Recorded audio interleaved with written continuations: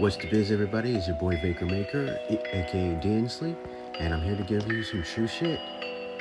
Whether you love or hate Disney, it cannot be denied that they have come up with some great villainous characters through their movie making history. You may root for the hero, but the most interesting and compelling characters in the Disney animated movies are usually the villains. The Mouse House has always made a point of emphasizing bad guys that you just can't help but love to hate. Each day, I'll be posting up three three different antagonists and and explain why they each spark my interest. To make things interesting, I'll even include the TV, Pixar, and even live action villains. While I do realize that Disney now owns Lucas Films, I am not adding Star Wars to the mix. So you won't be seeing Darth Vader or Boba Fett, though both are badasses in their own right on this countdown. Also keep in mind that these are my favorite villains, not yours. I must warn you that this list will contain spoilers for the films and shows that most of the villains are from. And in at the end of in these videos, I will be including honorable mentions as well. You know, for villains that didn't make it to the just couldn't make it to the list. Now, with all that said, let's begin.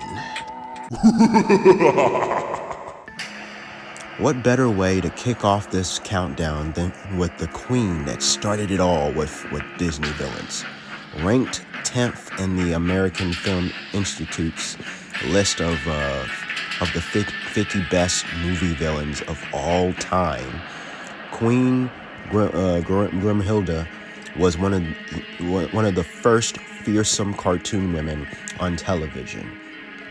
The queen is a scheming and aggressively vain figure who orders the execution of her stepdaughter after her magical mirror exclaims that Snow White is now the fairest in all the land. When her assassin fails, the queen takes matters into her own hands and successfully tricks Snow White into taking a bite from a poisoned apple, and then, in an effort at saving her own life, attempts to crush the seven dwarfs with an oversized boulder. She even orders Snow White's assassin to carve out her heart and bring it as proof that the deed has been done. Even serial killers aren't that cold. Her transformation into the ugly witch still remains one of the creepiest scenes in Disney history. Whether you're a fan of this character or not, it's difficult to argue the fact that she basically set the stage for future villains.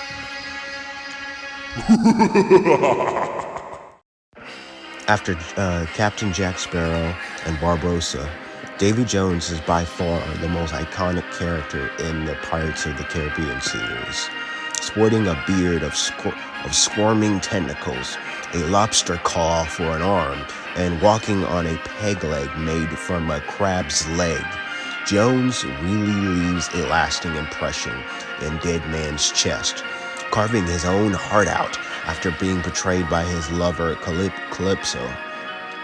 Davy Jones became pretty much the Grim Reaper of the seas, turning his ship, the Flying Dutchman, and his crew into fish monsters, and Shanghaiing sailors into his crew for 100 years of servitude. All those who defied Davy Jones were killed by his pet, the Kraken. Bill Nye did a fantastical performance, and it was a surprise to many when it turned out Nye's makeup was actually computer generated. Overall, Jones is a fantastic villain, but a tragic one at heart, and he knows how far he has fallen and cannot seek salvation. So here's the sitch. I love Kim Possible. I think it's one of the best action-oriented shows to ever come from Disney. And one of the best things about this show is its villains. Now I know this might be a cheat sheet since I'm using both characters here, but whatever. It's my list. Plus, there's no way I could choose over these two. So it's pretty much a tie. They're inseparable, the perfect duo. Granted, they are indeed an odd couple, but majority of their scenes together have provided some funny and memorable moments. It's it's basically a reversed Joker and Harley. In that with the relationship of Joker and Harley, Harley was the more playful one, whereas here Dr. Draken is the much more playful, but he still has a serious side to him. Draken is a great villain and a great comedic villain. He also has had his moments of awesomeness, especially in the Kim Possible movie. So the drama. One of my favorite running gags with Dr. D is that he can never remember Ron's name, and I have to say while he is book smart, he can never get his inventions to work. As for Shigo, well, she's pretty much the badass of the two. Honestly, I consider her to be Kim Possible's arch enemy rather than Draken. She is, in every sense of the word, Kim's equal. She is just as strong, if not stronger than Kim, just as smart and could predict KP's next move and be ready with a counter. But of all that pales in comparison as to the main reason why she is on this list. Shigo succeeded where every other villain failed. She was able to defeat Kim. How? Well, in the show's first movie, A Stitch in Time, she figures out that together Kim and Ron are strong, but take them away from each other, and Kim just doesn't fight as well. She was the one that split Kim and Ron apart, and in the future had taken over the world. In the future, Kim and Ron had gone missing, and without KP there to stop Shigo, the world had become a very desolate place. Here we see Shigo as the dictator, and just this image alone is enough to convince me that she is ruthless and cold-blooded. I mean, yeah, sure. By the end of the film, the events are erased, and this never happened. But even still, for a brief moment, someone had defeated our hero, and it appeared as though there was no hope left. Overall, they serve as the perfect foil to the main protagonist, Kim and Ron. If it wasn't for them, I don't know if the show would have been as great as it was. Who wants to build a robot tick? I do. Dr. Draken, you know you said that out loud, don't you? Last.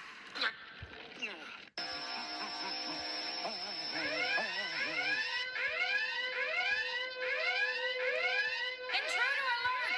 Can't hear you. Intruder alert too loud. I wager that you are wondering how I can use a robot tick in my evil scheme. Aren't you, Shigo? I'm sorry, what? When I joined the robot tick to a nano explosive of my own brilliant design. Nano? What's nano? Nano. Tiny. Mini. Why don't you just say mini then? Because nano sounds about 100 times better. Imagine the possibilities. Now time at last for the kids who used to tease me in gym. Little... Nanotech is my evil technology, and I want it back. Hey, Dr. D, you gotta get a grip. A beep. Is it a good beep? The tracker's got a lock on your bug. Beep on, sweet machine, beep on. Can you not be weird, please? It's on you? What, like, stuck? Hello, it's not a nose ring. Take her whole nose if you have to. Works for me.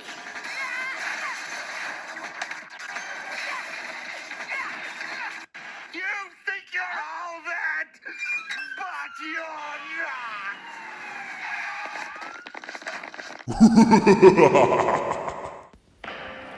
not. Where most Disney villains are sly operators, the baddie from Mulan is terrifying, largely because he doesn't speak much. Instead, he becomes practically the human emblem of an enemy that needs nothing to hide behind and will not stop until he wins.